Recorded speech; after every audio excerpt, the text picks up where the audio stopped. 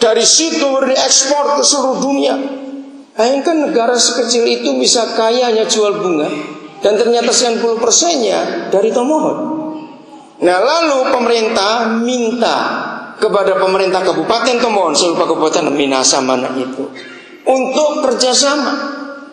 3 hari pertama ditunggu oleh bagian yang ngurus ini, nggak ada satupun yang nongol. Kenapa? Karena jalan-jalan semua ini pejabatnya.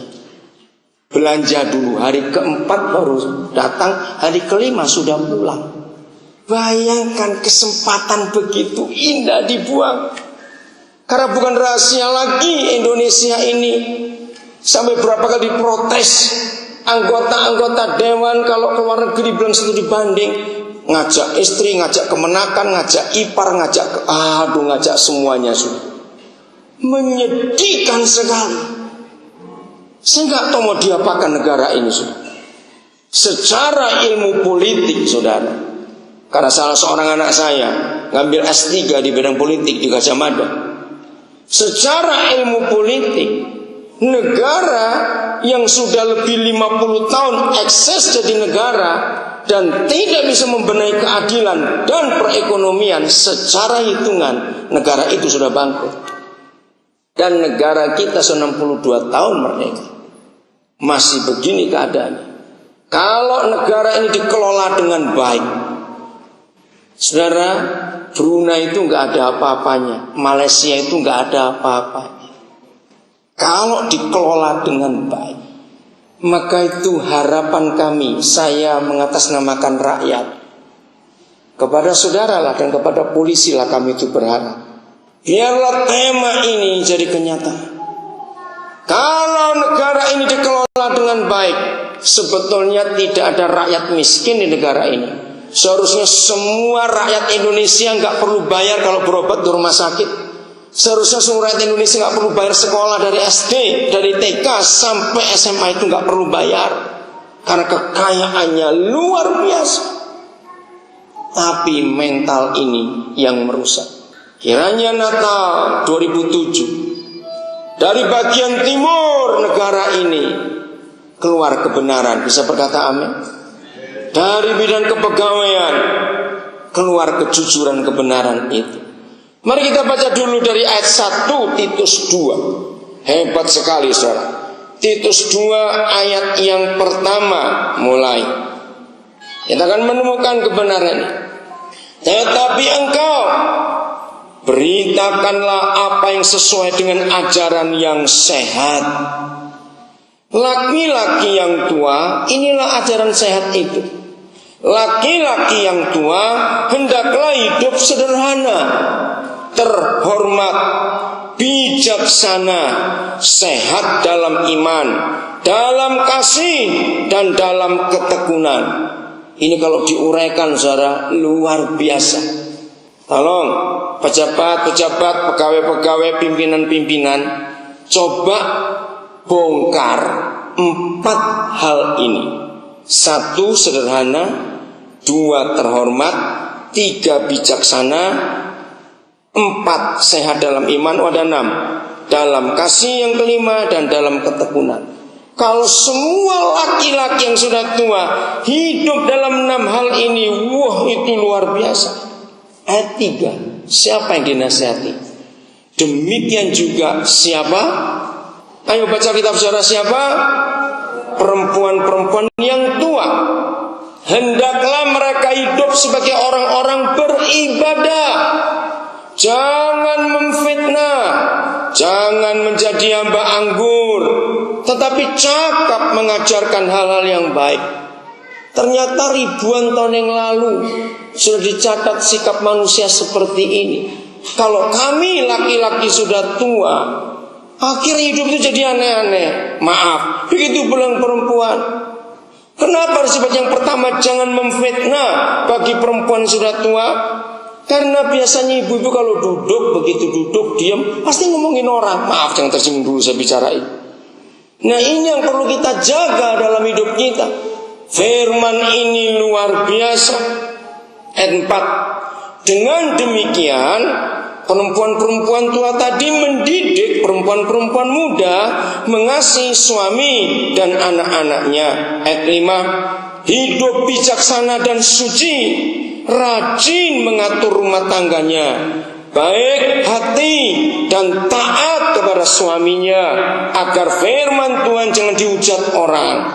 Maaf, saya kembali kepada ayat yang kelima. Rajin mengatur rumah tangganya, baik hati dan taat kepada suaminya.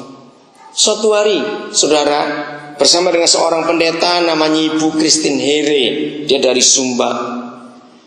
Saya diskusi. Saya berkata, waktu itu saya belum menikah, kenapa lebih banyak suami yang jatuh ke perempuan lain daripada istri yang jatuh ke tangan laki-laki? Ternyata ibu pendeta Kristen Hiri sudah lama meneliti, dan ini hasilnya. Maka itu kalau istri-istri atau perempuan-perempuan yang sudah tua tidak bisa mengatur rumah tangganya dan baik hati dan taat kepada suami, maka setan akan masuk dalam keluarga kita. Begini penemuan ibu pendeta Kristen Hiri. Karena tidak ada laki-laki yang hamil, dan betul itu. Berarti kalau bayi itu laki-laki, maka sejak kami laki-laki jadi manusia dalam kandungan, maka kami ini sudah disimpan dalam tubuh perempuan. Begitu bayi itu lahir, yang meluk pertama itu pasti perempuan juga, yaitu ibunya. Jadi dari kecil kami sudah terbiasa dengan pelukan perempuan. Begitu pula yang netei perempuan lagi.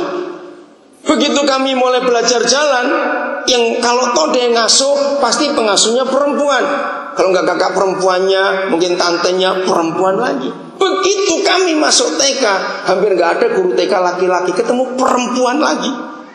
Jadi laki-laki itu dari dalam kandungan sampai kira-kira umur 6 tahun itu dilingkungi perempuan. Nah, setelah menikah, kalau istri-istri nggak bisa ngurus suaminya, pasti suaminya diurus perempuan lain. Ngerti? Contohin. Maka itu firman ini luar biasa. Itu sebabnya kenapa lebih banyak laki yang jatuh ke tangan perempuan. Karena memang kodratnya kami ini membutuhkan perempuan. Ternyata memang laki-laki lebih lemah daripada perempuan. Itu sebabnya perempuan-perempuan tua lihat firman ini. Ayat berikut, siapa dinasihati? Ayat yang ke-6. Demikian juga siapa? Orang-orang muda. Lengkap bukan Titus 2 ini? Maka kita memilih tema suara diurapi betul oleh Tuhan. Saya ulangi. Demikian juga orang-orang muda.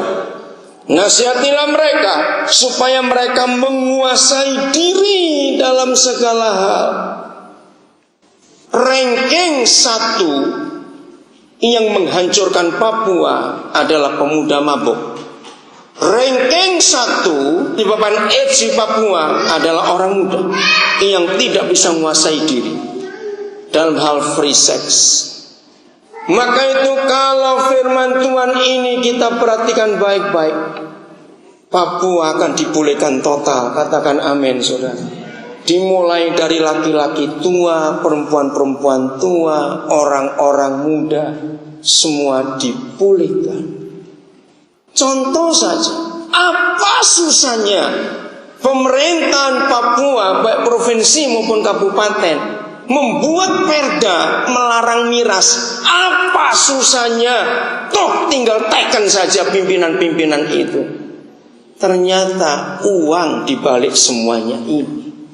Baik pejabat termasuk kepolisian maupun rakyat kaya karena minuman keras.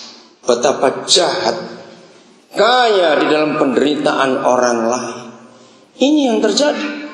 Anak-anak muda tidak bisa menguasai diri dalam segala hal karena mengumbar hawa nafsunya. Ayat 7. Dan jadikanlah dirimu sendiri suatu teladan. Nah, sekarang dari kita semua, jadikanlah dirimu sendiri suatu teladan dalam berbuat baik, hendaklah engkau jujur dan bersungguh-sungguh dalam pengajaranmu.